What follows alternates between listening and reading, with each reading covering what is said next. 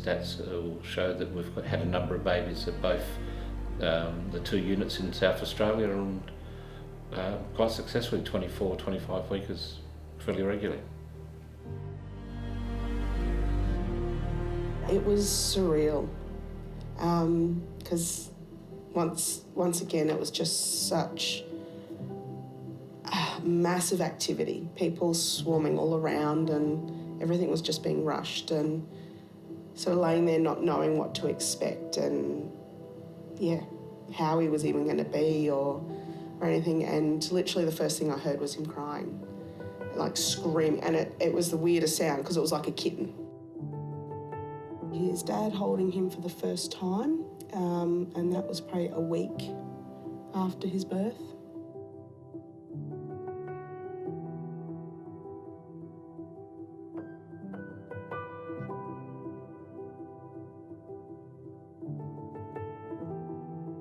There's this little group under 28 weeks that we're very particular about the care for, and if I just bring this little one here,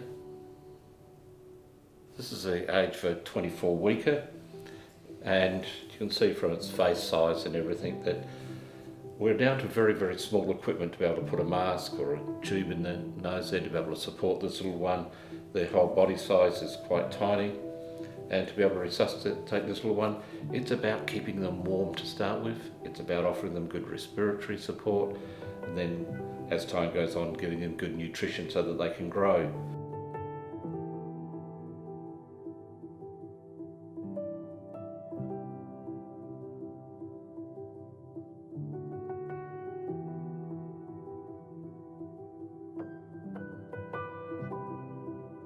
So in 1969, the South Australian Parliament had this extensive inquiry, and they passed what at that time were the most liberal, if you like, abortion laws in the world. This was even before the Roe v. Wade decision in America. And so 28 weeks was fixed because that was the time, at that time, where the child was viable outside the womb, could be saved independently.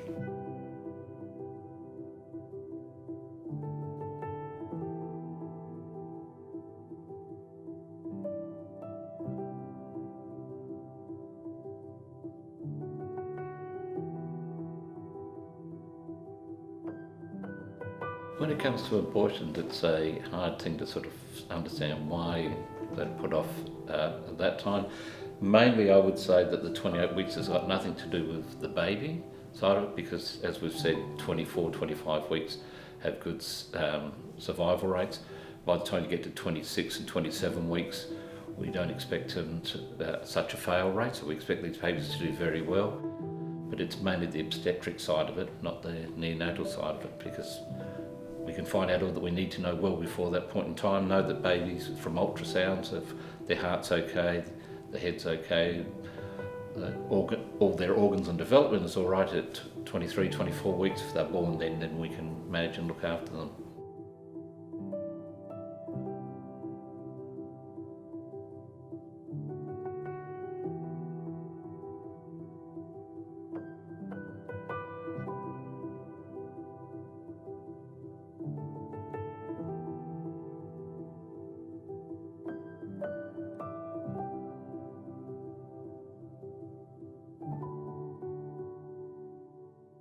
He actually scored a 9 on the APGAR for his first minute, and again at the second one. It's their responsiveness, it's how well they're breathing, their everything, from what I understand. And because my daughter was born 5 days overdue, and she actually scored lower on her first APGAR than what he did. So, because their main concern was his lungs, and he was breathing on his own, and responsive and very alert, so.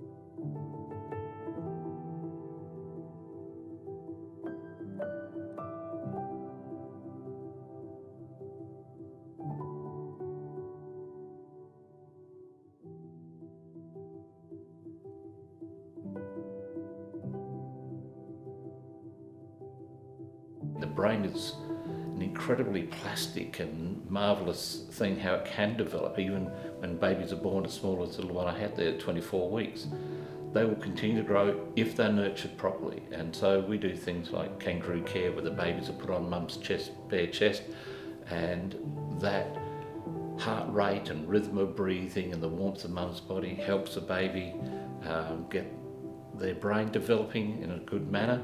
We have lighting changes around, so we kind of keep the environment dark at times and have day and night to help them develop into that area. Quiet environments, nesting is very important, where their hands are close to their face, they can move around but not throw their arms out, because little ones will tend to startle easy and they'll throw their hands out, and that'll affect their neurological development. So there's been a lot of changes over the years to protect babies and support them in that way. It's a continuum, so not so much a cut-off point between 24 to 28 to 30-something weeks, but rather it's an ongoing continuum where their brains are constantly developing depending on the environment that they're in. He was so small and he still had all his monitors and leads and everything attached, and they wanted skin to skin. So I was sitting there trying to fold him in but maintain all the leads, and yeah, it was just absolutely surreal. Yeah, moment of this tiny, tiny little baby. Never seen anything so small.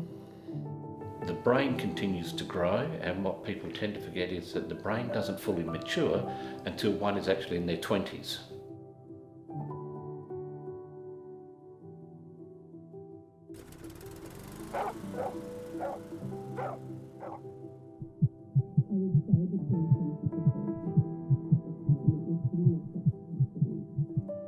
I think the viability of a baby at 28 weeks is such that nobody would really be able to say they're terminating a pregnancy comfortably, no matter what their particular beliefs were on it. Initially, he was put onto a respirator for the first 10 hours of life, and then they always said he's going onto oxygen, but he was actually doing so well when they took him off the respirator, they decided to just watch him for a bit and see how he just went on air. And he did so well, they never put him on oxygen. He never required it. They could not believe that. He was initially put on one of those radiant warmer beds for a few days, and then into a humidity crib for the majority of the rest of the time, and yeah. So in order for the limit to be reduced, the first thing is that we must be convinced that the science has moved to the stage that 24 weeks is viability. And that's done. I think everybody accepts that.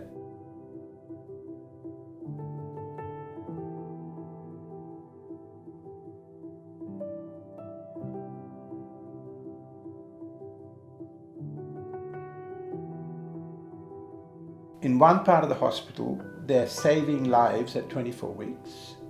In another part of the hospital, they're terminating perfectly healthy lives at 24 weeks. That just doesn't make sense. So therefore, the medical science issue has progressed to that point. What we have to do is to shift our ethical thinking. No, he's never experienced any form of complication at all. So he's just thrived. He's met every milestone when he's meant to, and yeah, very intelligent, yeah, high energy, no lung trouble whatsoever, yeah.